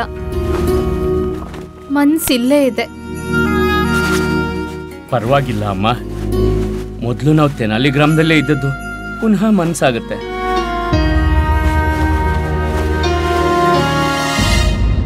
ಮಹಾಮಂತ್ರಿಗಳೇ, ಇಂದು ರಾಜ ದರ್ಬಾರಿನಲ್ಲಿ ಏನೆಲ್ಲೋ ಘಟಿಸಿತೋ ಆ ಪೂರ್ತಿ ಪ್ರಕರಣದ ಹಿಂದೆ ಏನೋ ಇದೆ. ನಾವು ಗುರುತಿಸಲಾಗುತ್ತಿಲ್ಲ. ಏನೋ ಅಡಗಿದೆ, ನಮ್ಮ ದೃಷ್ಟಿಯಿಂದ ಮರೆಮಾಚಿದೆ. ಮಹಾರಾಜ, ನಮಗೂ ಹಾಗೆ ಪ್ರತೀತಿಯಾಗುತ್ತಿದೆ, ಆದರೆ ಅದೇನೆಂದು ಅರ್ಥವಾಗುತ್ತಿಲ್ಲ. ಯಾವ ಪ್ರಕಾರ ಪಂಡಿತ ರಾಮಕೃಷ್ಣ ಮತ್ತು ಮಹಾರಾಣಿ ಚಿನ್ನಾದೇವಿ? ಪಂಡಿತ ರಾಮಕೃಷ್ಣ. ಮಹಾಮಂತ್ರಿಗಳೇ, ಈಗ ಪಂಡಿತ ರಾಮಕೃಷ್ಣರ ದೃಷ್ಟಿಕೋನದಿಂದ ಅರ್ಥ ಮಾಡಿಕೊಳ್ಳೋ ಪ್ರಯತ್ನ ಪಡಿ. ಪಂಡಿತ ರಾಮಕೃಷ್ಣ ಮಹಾರಾಣಿ ಚಿನ್ನಾದೇವಿಯವರನ್ನ ಉಳಿಸುವ ಪ್ರಯತ್ನ ಪಡುತ್ತಿದ್ದರು. ಹಾಗೆ ಮಹಾರಾಣಿ ಚಿನ್ನಾದೇವಿ ಯಾವುದು ಕಳ್ಳನನ್ನು ಉಳಿಸುವ ಪ್ರಯತ್ನ ಪಡುತ್ತಿದ್ದರು. ಇದರ ಅರ್ಥವೇನು? ಮಹಾರಾಜ, ಏನೋ ರಹಸ್ಯ ಅಡಗಿದೆ. ನಮಗೆ ವಿಶ್ವಾಸವಿದೆ ಮಹಾರಾಣಿ ಚಿನ್ನಾದೇವಿ ಯಾವುದೇ ಕಾರಣಕ್ಕೂ ಅನುಚಿತ ಮಾಡೋಕೆ ಸಾಧ್ಯವಿಲ್ಲ. ಇದರ ಅರ್ಥ ಏನೆಂದರೆ ಆ ಕಳ್ಳ ಏನು ಮಾಡುತ್ತಿದ್ದಾನೋ ಅವನು ಅನುಚಿತ ಮಾಡುತ್ತಿಲ್ಲ. ಇಂದು ಮಹಾರಾಣಿ ಚಿನ್ನಾದೇವಿ ನಮ್ಮ ಮೇಲೆ, ನಮ್ಮ ಪ್ರಜೆಗಳ ಪ್ರತಿ ನಮ್ಮ ಕರ್ತವ್ಯ ಹಾಗೂ ನಮ್ಮ ಜವಾಬ್ದಾರಿಗಳ ಬಗ್ಗೆ ಅವರು ಪ್ರಶ್ನೆ ಚಿಹ್ನೆ ಎತ್ತಿದ್ದಾರೆ. ಮಹಾಮಂತ್ರಿಗಳೇ, ಮಹಾರಾಜ, ಈ ವಿಷಯವನ್ನು ನಾವು ಗಂಭೀರವಾಗಿ ವಿಚಾರ ಮಾಡಬೇಕು. ನಾವು ಬಯಸುತ್ತೇವೆ ನೀವು ಸ್ವಯಂ ಹೋಗಿ ಈ ಒಗಟನ್ನು ಬಿಡಿಸಿ ಮತ್ತು ಈ ಘಟನೆಗೆ ಸಂಬಂಧಿಸಿದ ಪ್ರತಿಯೊಬ್ಬ ವ್ಯಕ್ತಿಯನ್ನು ನಮ್ಮ ಸಮಕ್ಷ ಪ್ರಸ್ತುತಪಡಿಸಿ. ಈ ಪ್ರಕರಣವನ್ನು ನಾವು ಸ್ವಯಂ ಬಗೆಹರಿಸುತ್ತೇವೆ. ನಾವ್ ಎಲ್ಲಾ ವಸ್ತುಗಳನ್ನೂ ಕಟ್ಟಾಯ್ತು, ಹಾರವೇನೋ ಹೋಯ್ತು, ಜೊತೆಗೆ ಮನೇನೂ ಹೋಯ್ತು. ನಿರಾಸಳಾಗ್ಬೇಡ ಶಾರದಾ, ಮಾತೆಯ ಮೇಲೆ ವಿಶ್ವಾಸವಿರಿಸು. ಆ ಹಾರನ ಮಹಾರಾಣಿ ಚಿನ್ನಾದೇವಿ ಅವ್ರು ನೀಡಿದ್ದು. ಹೋದ್ರೆ ಹೋಗ್ಲಿ ಬಿಡು, ನಾನು ನಿನಗೆ ಬೇರೆ ಹಾರ ತಂದ್ಕೊಡ್ತೀನಿ. ಏನು? ವಸ್ತುಗಳೆಲ್ಲ ಎತ್ಕೊಳ್ಳಿ, ನಡೀರಿ. ಒಂದ್ ಕ್ಷಣ ನಿಲ್ಲಿ, ಇನ್ನೂ ಏನೋ ತರೋದ್ ಬಾಕಿ ಇದೆ, ಈಗ್ಲೇ ತರ್ತೀನಿ. ಅಯ್ಯೋ,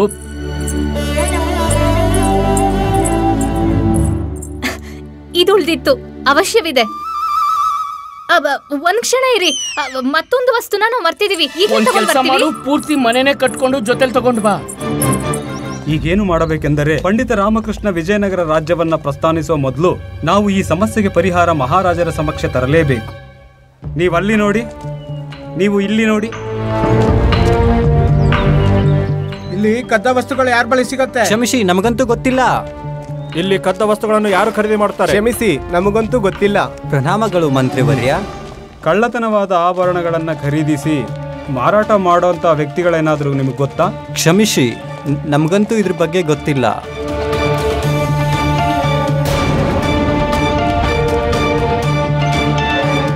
ಮಹಾಮಂತ್ರಿಗಳೇ, ನೀವು? ನಿಮಗೇನಾದ್ರೂ ಗೊತ್ತಿದೆಯಾ ಇಲ್ಲಿ ಚಿನ್ನದ ಹಾರವನ್ನ ಖರೀದಿಸಿ ಮಾರಾಟ ಮಾಡುವಂತವರು? ಒಬ್ಬನೇ ಸ್ವರ್ಣಕಾರನಿದ್ದಾನೆ, ಆ ಪ್ರಕಾರ ವಸ್ತುಗಳನ್ನ ಖರೀದಿ ಮಾಡುವವನು. ಯಾರದು? ಅವನೇ.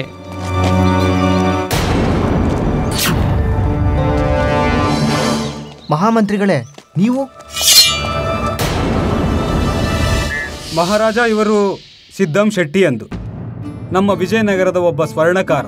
ನಮಗೆ ನಮ್ಮ ಗುಪ್ತಚರರಿಂದ ಸೂಚನೆ ಸಿಕ್ಕಿದೆ, ಈತ ಒಬ್ಬ ಸಂದಿಗ್ಧ ವ್ಯಕ್ತಿಯಿಂದ ನವರತ್ನ ಹಾರ ಖರೀದಿಸಿದ್ದಾನೆ. ಕ್ಷಮಿಸಿ ಮಹಾರಾಜ, ನನ್ನಿಂದ ತಪ್ಪಾಯ್ತು ಮಹಾರಾಜ. ನಾನು ದುರಸೆಗೆ ಸಿಗಾಕೊಂಡಿದ್ದೆ. ನನಗಿದು ತಿಳಿದಿರಲಿಲ್ಲ ಆ ಹಾರ ಕದ್ದಿದ್ದೆಂದು. ನಿಮಗಿದು ತಿಳಿದಿದೆಯೇ ಈ ಹಾರವನ್ನು ನಿಮಗೆ ಯಾರು ನೀಡಿದರು ಎಂದು? ಏನು ನಿಮಗೆ ಪರಿಚಿತರೇ ಅವರು? ಹೌದು ಮಹಾರಾಜ, ಅವರು ಹನುಮಾನ ಮಂದಿರದ ಪೂಜಾರಿ ಮತ್ತೆ ಅನಾಥ ಮಕ್ಕಳ ಆಶ್ರಮ ನಡೆಸುತ್ತಾರೆ. ಅವರೇ ನನಗೆ ಈ ಹಾರವನ್ನು ನೀಡಿದವರು. ಮಹಾರಾಜ, ನಾನು ಯಾವುದೇ ಕಳ್ಳತನ ಮಾಡಿಲ್ಲ. ಆ ಹಾರವನ್ನ ಅನಾಥಾಲಯದ ದಾನ ಪಾತ್ರೆಯಲ್ಲಿ ಒಬ್ಬ ಸಜ್ಜನ ಪುರುಷ ಉಡುಗೊರೆಯಾಗಿ ಹಾಕುವುದನ್ನು ನೋಡಿದೆ ಮಹಾರಾಜ. ಮಹಾರಾಜ, ಅನಾಥಾಲಯದ ಆರ್ಥಿಕ ಸ್ಥಿತಿ ತುಂಬಾ ಚಿಂತಾಜನಕವಾಗಿತ್ತು. ಮಕ್ಕಳಿಗೆ ಭೋಜನದ ವ್ಯವಸ್ಥೆ ಮಾಡುವುದು ತುಂಬಾ ಕಠಿಣವಾಗಿತ್ತು ಮಹಾರಾಜ.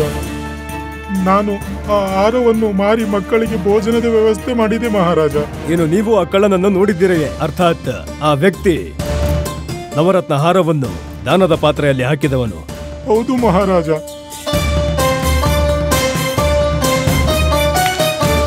ಹಾಗಾದರೆ ಹೇಳಿ, ಯಾರು ಆ ವ್ಯಕ್ತಿ?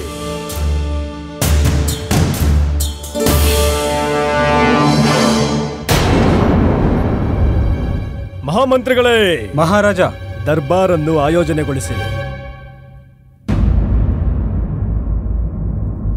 ಶಾಂತಳಾಗುವಮ್ಮ, ಅಳ್ಬೇಡ.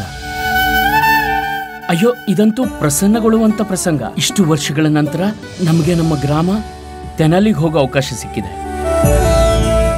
ಹಾ, ಹೇಳು, ಎದ್ದೇಳು, ಹೇಳು ಹೇಳು. ಎತ್ಕೊಳ್ಳಿ. ಅಯ್ಯೋ, ಈಗೇನ್ ಎತ್ಕೊಳ್ಳೋ ಶೇಷವಿದೆ? ನಿಮ್ ವಸ್ತುಗಳನ್ನ ಎತ್ಕೊಳ್ಳಿ, ಹಾಗೆ ನಡೀರಿ. ನಾವು ಭೋಜನದ ಜೊತೆ ಉಪ್ಪಿನಕಾಯಿ ಕೂಡ ಇಟ್ಕೊಂಡಿದೀವಿ. ಹೋಗ್ಬೇಕಾದ್ರೆ ಭೋಜನದಲ್ಲಿ ಉಪಯೋಗಕ್ಕೆ ಬರುತ್ತೆ. ನಡ್ರಿ.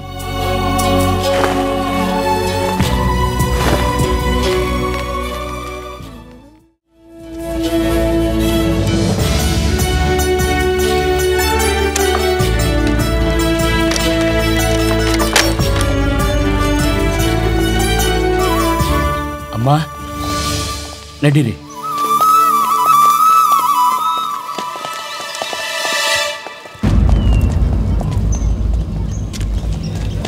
ನಿಂತ್ಕೊಳ್ಳಿ.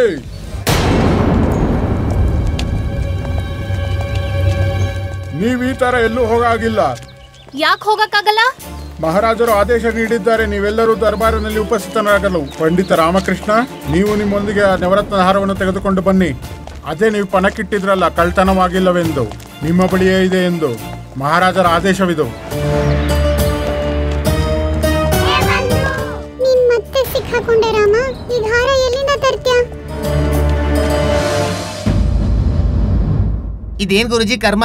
ಅಲ್ಲಿ ನೋಡಿದ್ರೆ ಸೌದಾಮಿನಿ ಮನೆಗೆ ಹೋಗೋ ಯೋಜನೆ ಹಾಕೊಂಡಿದ್ರೆ, ಆದ್ರೆ ಈಗ ದರ್ಬಾರಿಗೆ ಬರೋ ಹಾಗಾಯ್ತು. ನಮ್ಮ ಗುರುಜಿ ದೌರ್ಭಾಗ್ಯ. ನವರತ್ನ ಹಾರನ ಸೌದಾಮಿ ದೇವಿಗೆ ಉಡುಗೊರೆ ನೀಡೋ ಯೋಜನೆ ಇತ್ತು ನಮ್ ಗುರುಜಿಗೆ. ಗುರುಜಿ, ಪ್ರತೀತಿ ಆಗ್ತಿದೆ, ನಿಮ್ಮ ಭಾಗ್ಯದಲ್ಲಿ ಬರೆದಿದೆ ಇಲ್ಲೇ ಸಾಯ್ಬೇಕು ಅಂತ ಇದೆ ಈ ದರ್ಬಾರಲ್ಲಿ. ಅಯ್ಯೋ ಸೌದಾಮಿನಿ ದೇವಿ ಪಾಪ. ಯಾವಾಗ ದರ್ಬಾರ್ ಸಮಾಪ್ತಿ ಆಗುತ್ತೋ ನಾವಿದನ್ನ ಸೌದಾಮಿನಿ ದೇವಿಗೆ ಕೊಡಕ್ ಹೋಗ್ತೀವಿ.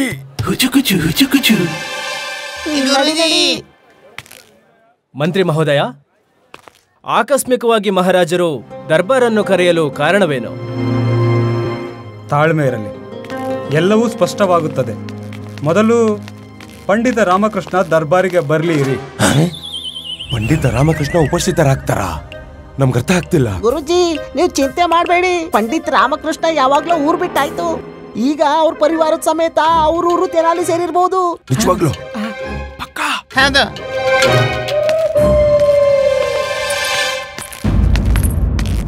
ಅಲ್ಲಿ ನೋಡಿ, ಉಪಸ್ಥಿತರಾದ್ರು.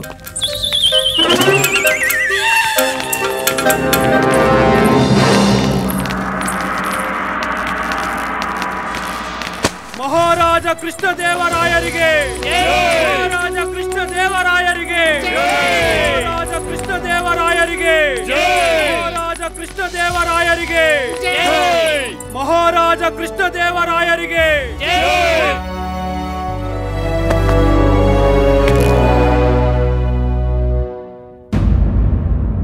ಕಳೆದ ಕೆಲವು ದಿನಗಳಿಂದ ನಮ್ಮ ದರ್ಬಾರಲ್ಲಿ ಬಹಳಷ್ಟು ಘಟಿಸಿ ಹೋಗಿದೆ. ಕೆಲ ವ್ಯಕ್ತಿಗಳಿದ್ದಾರೆ ಈ ದರ್ಬಾರಿನಲ್ಲಿ. ಅವರು ನಮಗೆ ಅಸತ್ಯವನ್ನು ನುಡಿದಿದ್ದಾರೆ. ಮತ್ತೆ ಕೆಲ ವ್ಯಕ್ತಿಗಳಿದ್ದಾರೆ ನಿರಂತರವಾಗಿ ನಮ್ಮಿಂದ ಏನೋ ಮುಚ್ಚಿಡುವ ಪ್ರಯತ್ನ ಪಡುತ್ತಿದ್ದಾರೆ. ಆದರೆ ಅವರು ಇದನ್ನು ಮರೆತಿದ್ದಾರೆ. ಅದು ಅವರ ಸಮಕ್ಷ ವಿಜಯನಗರ ರಾಜ್ಯದ ಸಾಮ್ರಾಟ ಕೃಷ್ಣದೇವರಾಯರಿದ್ದಾರೆಂದು. ಇಂದು ಈ ದರ್ಬಾರಿನಲ್ಲಿ ನವರತ್ನ ಹಾರದ ಸಮಸ್ಯೆಯನ್ನು ಬಗೆಹರಿಸಲಾಗುವುದು. ಅದರ ನಿವಾರಣೆ ಆಗಿದೆ ಮಹಾರಾಜ. ಪಂಡಿತ ರಾಮಕೃಷ್ಣರೇ ಈ ಮಾತನ್ನು ಸ್ವಯಂ ಸ್ವೀಕಾರ ಮಾಡಿದ್ದಾರೆ. ಆಹಾರ ಕಳ್ಳತನವಾಗಿಯೇ ಇಲ್ಲ ಎಂದು ಅಂದ ಮೇಲೆ ಕ್ಷಮಿಸಿ. ಆದ್ರೆ ಮಹಾರಾಜ. ಮಂತ್ರವರ್ಯ. ಮಹಾರಾಜ, ಸಿಪಾಯಿಗಳೇ, ಪ್ರಸ್ತುತಪಡಿಸಿ ಅವರನ್ನ.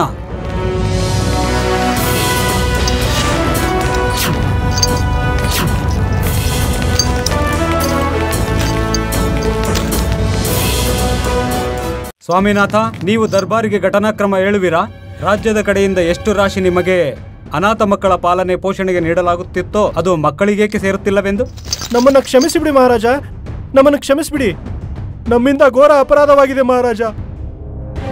ಮಹಾರಾಜ, ಧನರಾಶಿ ನಿಮ್ಮ ವ್ಯಕ್ತಿಗತ ಕಾರ್ಯ ಮತ್ತು ಸ್ವಾರ್ಥಕ್ಕಾಗಿ ನೀವಿದನ್ನು ಉಪಯೋಗಿಸಿದ್ದೀರಿ ಮತ್ತು ಅಮಾಯಕ ಮಕ್ಕಳನ್ನು ಹಸವಿನಿಂದ ನರಳಲು ಬಿಟ್ಟಿದ್ದೀರಿ. ನೀವು ಅಪರಾಧವಲ್ಲ, ಘೋರ ಪಾಪವಾಗಿದೆ ಮತ್ತು ಆ ಪಾಪಕ್ಕೆ ಪ್ರಾಯಶ್ಚಿತ್ತ ನೀವು ಅನುಭವಿಸಲೇಬೇಕು. ಮಹಾಮಂತ್ರಿಗಳೇ. ಮಹಾರಾಜ, ಇವನನ್ನು ಆಜೀವನ ಕಾರಾಗೃಹ ವಾಸದಲ್ಲಿ ಇರಿಸಿ. ಏಕೆಂದರೆ ಎಂದಿನಿಂದ ಯಾರು ಅನಾಥ ಮಕ್ಕಳ ಬಾಯಿಯಿಂದ ಅನ್ನವನ್ನು ಕಿತ್ತುಕೊಳ್ಳುವ ದುಸ್ಸಾಹಸ ಮಾಡಬಾರದು. ಕರೆದೊಯ್ಯಿರಿ ಇವನನ್ನ.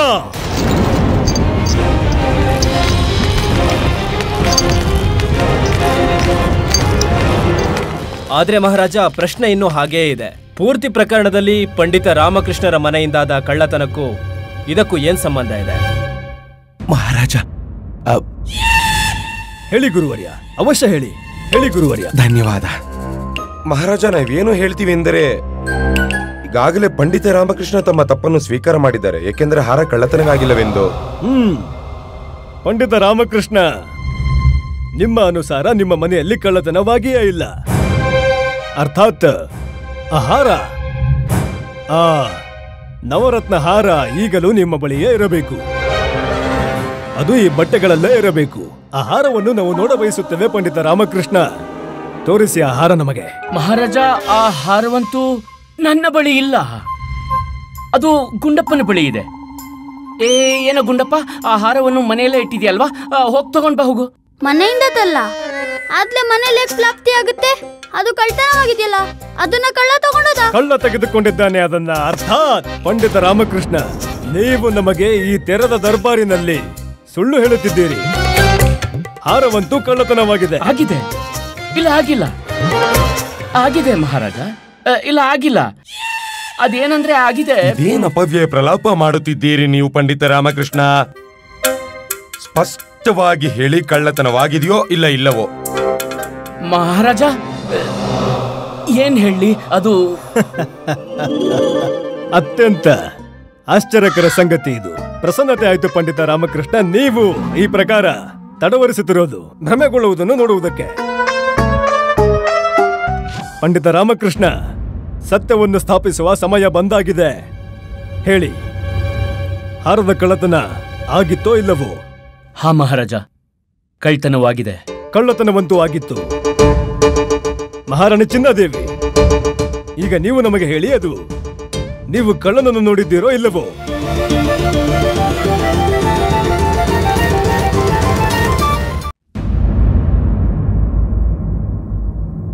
ಹೌದು ಮಹಾರಾಜ, ನೋಡಿದ್ದೆವು.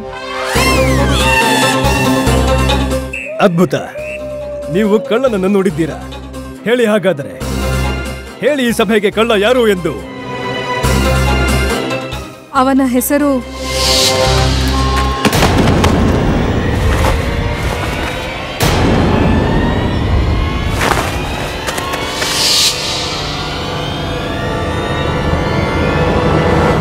ಇದು ಸತ್ಯ ಮಹಾರಾಜ. ಅವನೇ ಆ ನವರತ್ನ ಹಾರವನ್ನ ಅನಾಥಾಲಯದ ದಾನ ಪಾತ್ರೆಯಲ್ಲಿ ಹಾಕಿದ್ದು. ಸಿದ್ದಂ ಶೆಟ್ಟಿ ಕೂಡ ಅಲ್ಲೇ ಉಪಸ್ಥಿತರಿದ್ದರು. ಸೈನಿಕರೇ, ಕರೆತನ್ನಿರಿ ಅವನನ್ನ.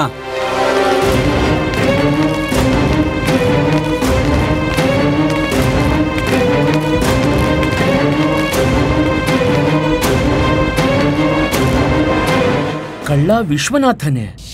ವಿಶ್ವನಾಥರ ಕಥನ ಏನೆಂದರೆ, ಕುದುರೆಗಾಡಿ ಪ್ರಸಾದರು ಅವರ ಸಮಯಕ್ಕೆ ಸಹಾಯ ಮಾಡಲಿಲ್ಲ. ಇದರ ಕಾರಣ ಅವನ ಪತ್ನಿಗೆ ಹೆರಿಗೆಯ ಸಮಯದಲ್ಲಿ ಅತ್ಯಂತ ಸಂಕಟವಾಗುವುದಲ್ಲದೆ ಅವಶ್ಯಕತೆಗಿಂತ ಅಧಿಕ ಧನವನ್ನ ಭರಿಸಬೇಕಾಯಿತು. ಕ್ಷಮಿಸಬೇಕು ಮಹಾರಾಜ, ಈ ಕಳ್ಳತನ ನಾನೇ ಮಾಡಿದ್ದು. ಪಂಡಿತ ರಾಮಕೃಷ್ಣರ ಮನೆಯಿಂದ ಆಹಾರವನ್ನು ನಾನೇ ಕದ್ದದ್ದು. ಇದೇ ಸತ್ಯ ಮಹಾರಾಜ. ನಾನು ಅನಾಥಾಲಯದ ಮಕ್ಕಳನ್ನು ಹಸುವಿನಿಂದ ನೋಡಲಾಗಲಿಲ್ಲ. ಅವರ ಹಸಿವು ನೀಗಿಸಲು ನನ್ನ ಬಳಿ ಬೇರೆ ದಾರಿ ಇರಲಿಲ್ಲ ಮಹಾರಾಜ. ಆದ್ದರಿಂದಲೇ ಈ ಪಾಪವನ್ನು ಮಾಡಿದ್ದೇನೆ ಮಹಾರಾಜ. ಮಹಾರಾಜ, ಏನಿದು ಹಿಂದೆ ಮುಂದೆ ಆಗ್ತಾ ಇದೆ? ಒಂದ್ಸಲ ಕಳ್ತನವಾಗಿದೆ, ಮತ್ತೊಂದ್ಸಲ ಆಗಿಲ್ಲ. ಈಗ ಅಪರಾಧಿ ಸ್ವೀಕಾರ ಮಾಡ್ಕೋತಿದ್ದಾನೆ. ನಮಗಂತೂ ಒಂದೂ ಅರ್ಥವಾಗ್ತಿಲ್ಲ ಮಹಾರಾಜ. ನಾವು ನಿಮಗೆ ಅರ್ಥ ಮಾಡಿಸುತ್ತೇವೆ ಗುರುವರ್ಯ. ಸಮಸ್ತ ಘಟನಾಕ್ರಮ ಸರಿ ಮಹಾರಾಜ. ಪಂಡಿತ ರಾಮಕೃಷ್ಣರ ಮನೆಯಿಂದ ವಿಶ್ವನಾಥ ನವರತ್ನ ಹಾರವನ್ನು ಕದ್ದಿದ್ದರು. ಆ ಹಾರವನ್ನು ಕದ್ದು ಓಡುವಾಗ ಮಹಾರಾಣಿ ಚಿನ್ನದೇವಿ ಇವರನ್ನು ನೋಡಿದ್ದರು. ಆದರೆ ಇವರನ್ನು ಹಿಂಬಾಲಿಸಿದಾಗ ಅವರು ನೋಡಿದರು ವಿಶ್ವನಾಥರು ಆ ಹಾರವನ್ನು ಅನಾಥಾಲಯದ ದಾನಪೆಟ್ಟಿಗೆಯಲ್ಲಿ ಹಾಕುವುದನ್ನು. ಮತ್ತು ಆಗ ಮಹಾರಾಣಿ ಚಿನ್ನದೇವಿಯವರ ಹೃದಯ ಕಂಪಿಸಿತು. ಮತ್ತೆ ಅವರು ಇದನ್ನ ಯೋಚಿಸಿದರು, ವಿಶ್ವನಾಥರನ್ನು ರಕ್ಷಣೆ ಮಾಡಲು. ಆದ್ದರಿಂದಲೇ ಅವರು ರಾಜ ದರ್ಬಾರಿನಲ್ಲಿ ಮೌನವಾಗಿದ್ದರು. ಪಂಡಿತ ರಾಮಕೃಷ್ಣ ಮಹಾರಾಣಿಯ ಗೌರವ ಮತ್ತು ಹಿರಿಮೆಯನ್ನು ರಕ್ಷಣೆ ಮಾಡಲು ಬಯಸುತ್ತಿದ್ದರು. ಆದ್ದರಿಂದಲೇ ಪಂಡಿತ ರಾಮಕೃಷ್ಣರು ದರ್ಬಾರಿನಲ್ಲಿ ಅಸತ್ಯ ನುಡಿದರು, ಹಾರ ಕಳ್ಳತನವಾಗಿಯೇ ಇಲ್ಲವೆಂದು. ಏನು ಪಂಡಿತ ರಾಮಕೃಷ್ಣ, ಹಾಗೆಯೇ ಆಯಿತಲ್ಲವೇ? ಹಾ ಮಹಾರಾಜ. ಆದರೆ ಈಗಲೂ ಪ್ರಶ್ನೆ ಏನೆಂದರೆ, ಮಹಾರಾಣಿ ಚಿನ್ನಾದೇವಿ ಪಂಡಿತ ರಾಮಕೃಷ್ಣ ಮತ್ತು ವಿಶ್ವನಾಥ ಏನು ಮಾಡಿದ್ದಾರೋ ಅದು ಉಚಿತವೋ ಇಲ್ಲ ಅನುಚಿತವೋ? ಮೂವರು ಅನುಚಿತ ಮಾಡಿದ್ದಾರೆ ಮಹಾರಾಜ. ಮೂವರು ಅಪರಾಧ ಮತ್ತು ಅಪರಾಧಿಯನ್ನ ರಕ್ಷಣೆ ಮಾಡೋ ಪ್ರಯತ್ನ ಪಟ್ಟಿದ್ದಾರೆ. ಅಪರಾಧಕ್ಕಿಂತ ದೊಡ್ಡ ಅಪರಾಧ ಅದನ್ನ ಬಚ್ಚಿಡುವುದು. ಅಂದಮೇಲೆ ಮೂವರು ದಂಡನೆಗೆ ಪಾತ್ರರಾಗಿದ್ದಾರೆ. ಅವರಿಗೆ ದಂಡನೆ ನೀಡಬೇಕು.